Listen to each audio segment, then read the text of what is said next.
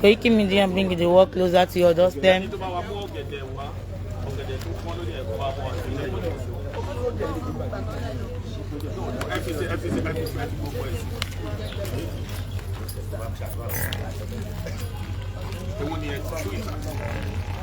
Ẹ ká máa wúre.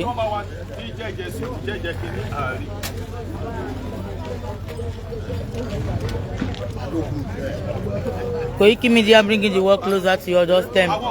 Ẹ ká máa wúre ajé. Gọ́dá bá ti ń fẹ́ ká bẹ̀rẹ̀ sí ní wúre.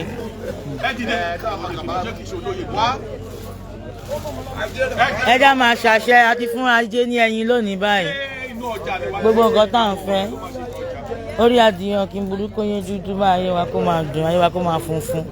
Káyé wa kó máa dọ̀tí, ká má ṣàwọ̀ alákìísà, ká má ṣàwọ̀ aláṣọ pípọ́n. Ajé oníre. Ẹ fún àwa náà ní kinní yìí náà jẹ́. Ó jẹ́ olóyè olókun àbólóyè alájé. Tẹ bá wà bí ẹ dìde o, lórí mi fẹ́ ṣe é ní kò. Díẹ̀. Ẹ fún wa ẹjọ́.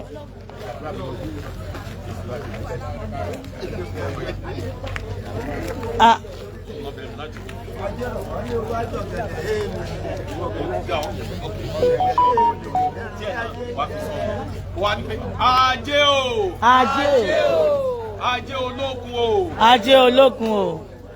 Ọ̀gẹ̀dẹ̀ omini. Ọ̀gẹ̀dẹ̀ omini. Ni ajé ń jẹ lótùn Ifẹ̀. Ni ajé ń jẹ lótùn Ifẹ̀. Tí a fi ń rí owó ná. La fi ń rí owó ná. Mo ti fún ìwọ ajé ní ọ̀gẹ̀dẹ̀ omini jẹ lónìí. Fún ìwọ ajé náà gẹ̀dẹ̀ ayé yìí máa lè. Kí n rí owó ló gbà. A ti fún yín náà kẹ́yìn náà kẹ́ jẹ́ yẹ ìlànà yín kẹ́ jẹ́ o. Koikimedia bring the work closer to your doorstep.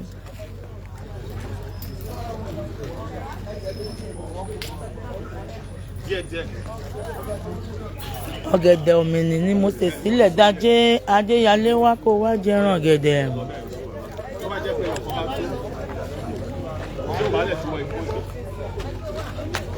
A ti fún ajé ní èkuru olóyin, a ti fún ajé ní ọtí olóyin, a fún ajé ní ẹyin olóyin, a fún ajé ní ọ̀gẹ̀dẹ̀ òmìnir báyìí gbogbo ire tá à ń fẹ́ kó tó gbogbo wa lọ́wọ́ pátá.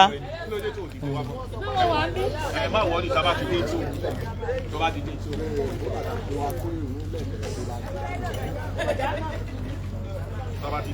Tábà ti dé òkun àṣìṣe lọ wọ́n ní kó máa rán mi létí. Ajé o. Ajé o. Mo bọ̀ ẹ́ láàárọ̀ kùtùkùtù yìí.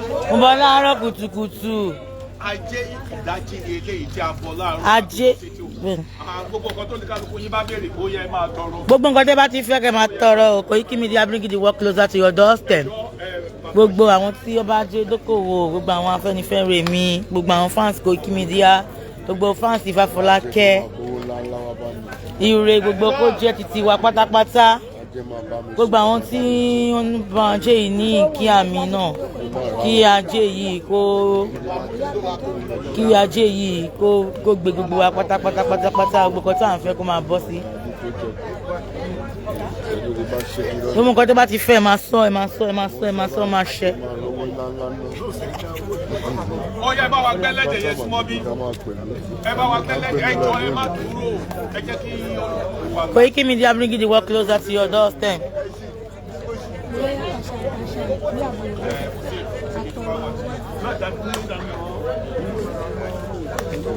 Ó yẹ bá wa gbẹ́lẹ́dẹ̀ súnmọ́ bí.